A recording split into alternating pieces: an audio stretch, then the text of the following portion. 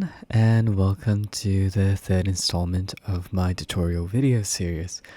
Today we're mainly focusing on the application Twinmotion and how to render our project, mainly focusing on how to use its interfaces along with how to make sure the material is being shown onto your object in a human scale manner, and how to change the ambience of our scene to render our image into what we picture. So we start off within Twinmotion here. You should be able to download that via searching Twinmotion on the internet, and you will have access to it by being a student, essentially having a student account.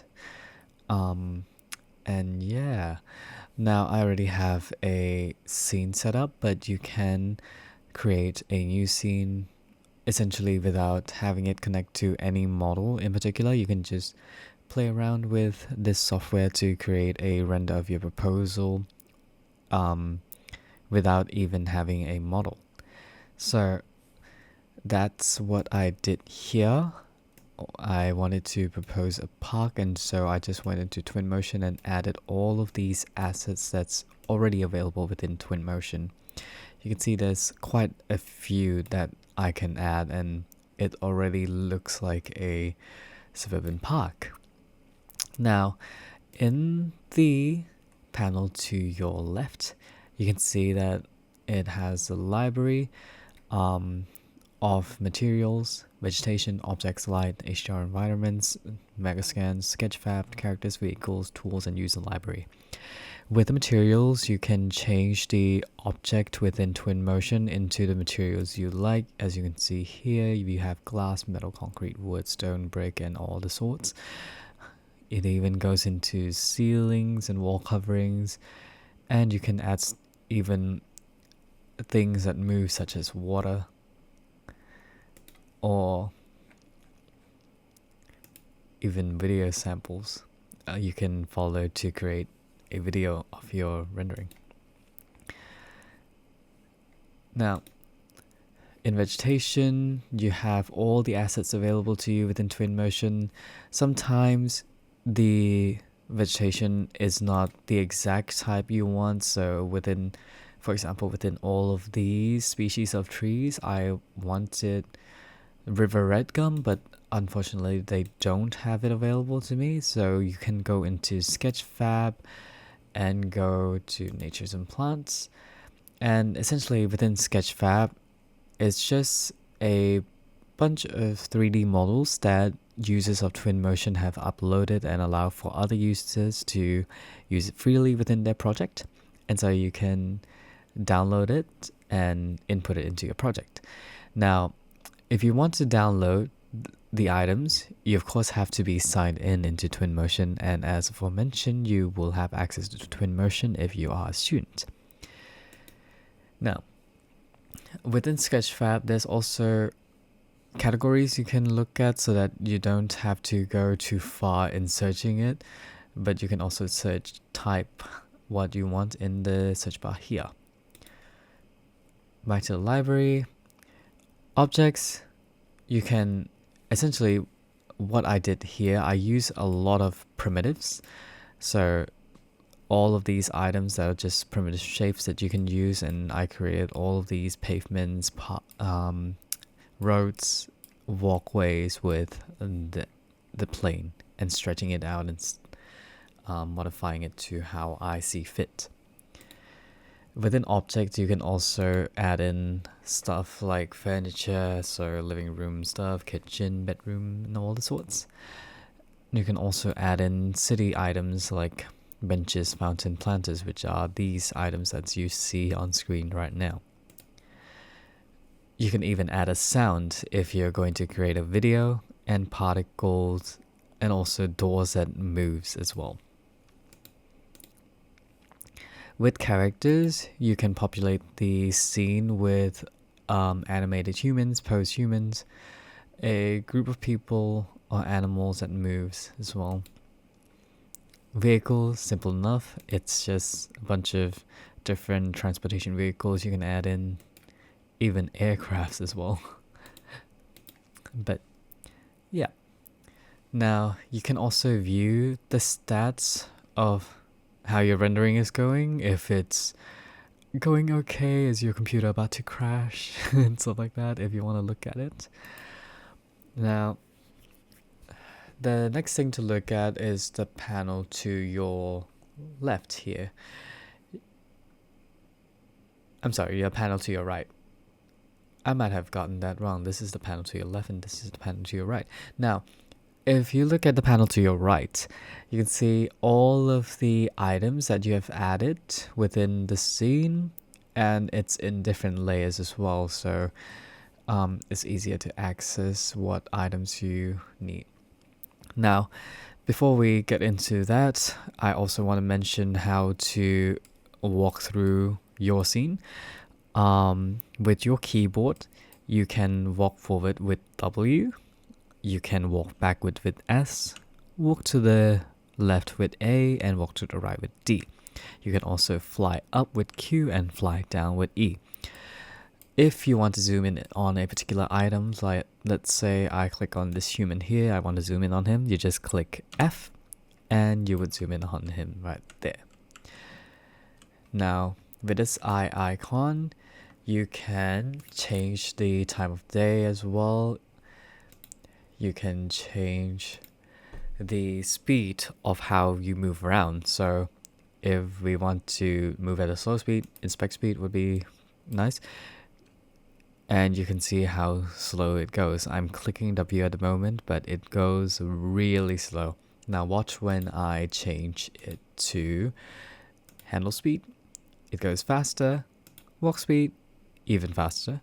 Cycle speed is where I usually go around, and I usually use cycle speed to go around and populate the area with all the things I need, change my models and stuff like that. And you can also change the mode of which you view your renders. You can make it drone mode, which is how we would usually go about rendering things. You would just fly around and see stuff. But for a video of you wanting to show how the environment looks, you might want to use pedestrian mode, and so it will allow you to be grounded. You can hear the sound that it makes as you walk, and to make it even more realistic, you would essentially choose walk speed.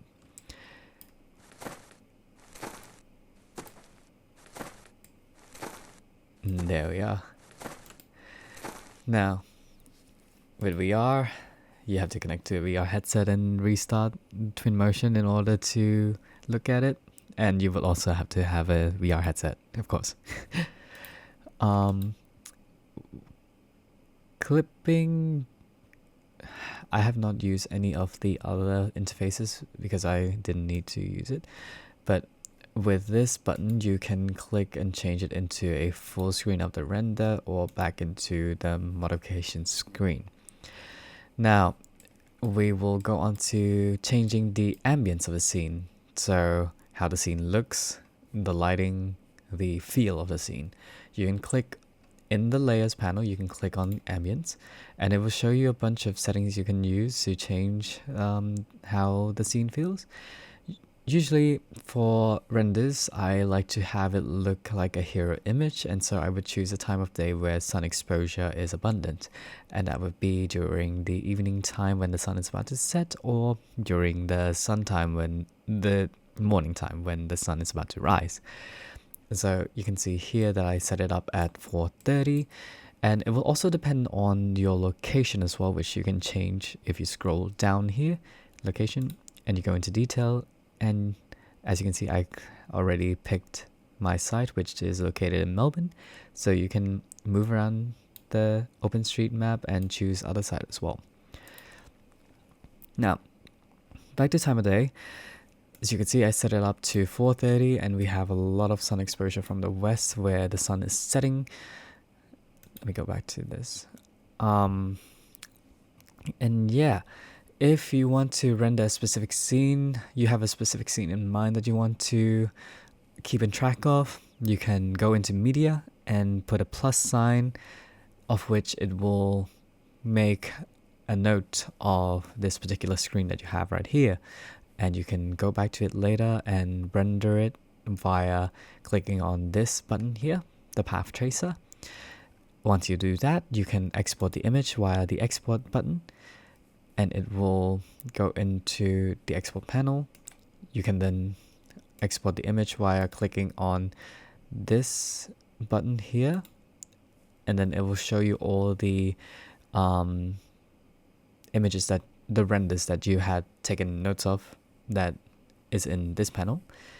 And you can pick the image that you want to export, or multiple images that you want to export. And then you can change the format here via PNG, JPG, or EXR.